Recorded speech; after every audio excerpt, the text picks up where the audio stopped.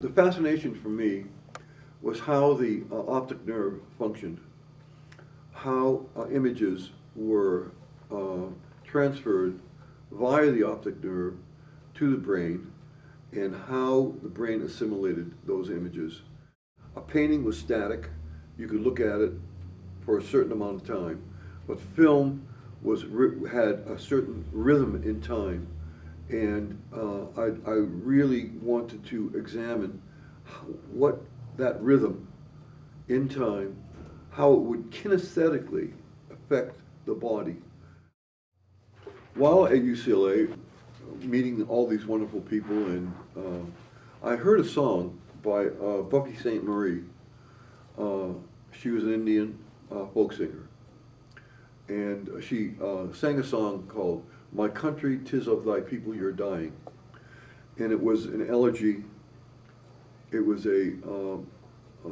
about the genocide of the American Indian. The song affected me so much that I decided if I could do something in film that would have the same impact that this song had on me, if I could accomplish something like that, that would be a kind of a worthwhile thing to do. So that's what I chose to do as my film project at UCLA. I titled my film after one of the lines in the song. One of the lines are, "Now the buffalo's gone." With permission. And I actually met her and got her permission to use that as the title for my film. I went to one of the be-ins with her and with a man named Doug Westin, who was the owner of the Troubadour Cafe, and she was singing at the Troubadour. And I went down, I met Doug, he introduced me to her. We went to this be-in and spent the entire day together at this be-in at Griffith Park. And then I started out collecting and working with Pat O'Neill in the optical printer and generating imagery. David came in and looked at all my film and heard the song. I played the song for him, and he said, I got an idea on what to do. Can we work together on this? He wanted to work on my film. I was very honored. And he came up with a brilliant structure for how to use the images. He basically, we edited it together, but he was basically the editor on the film and structured it so that it was a solid piece and did what I wanted to evoke that same feeling that the song evoked for me.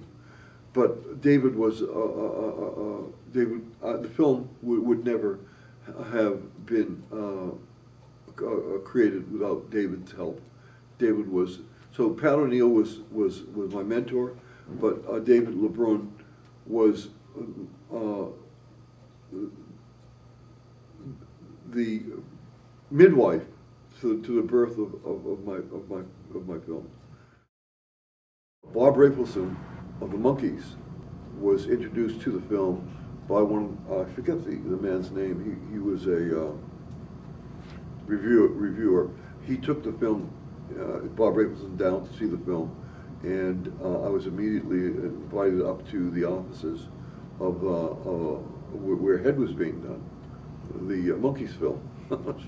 This is the strangest thing because Jack Nicholson was the writer of Head, and Bob Rafelson, they had already shot the film, but there were a number of sequences in the film that they wanted to do special effects.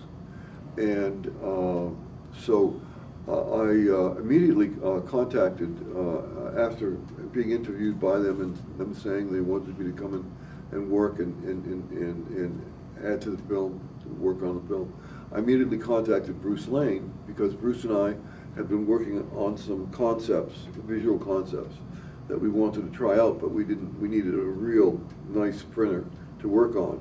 And this would give us the ability to work out some of the concepts that we were banding about between ourselves. So Bruce came to work with me on Head, and that was a great experience. I really enjoyed that. Bob Rafelson was a very colorful character. Jack Nicholson became a friend. And of course, they went on to, during that time, they were doing Easy Rider. So I went to the first screening when Dennis Hopper presented his 16mm version that they had shot of Easy Rider, and to Bert Schneider, so that he could get some backing. And they went ahead and reshot the entire film, most of it. They kept one small scene in the cemetery in 16mm, but they reshot the entire film in 35. So it was a pretty exciting time. It was a very a time that I had an interface with the actual film industry. You know, it was the major leagues. You know, but I was bored pretty much, because what I was being asked to do, and Bruce and I were asked to do, was to put frosting on someone else's cake, and that was, you know, that was the end result of it.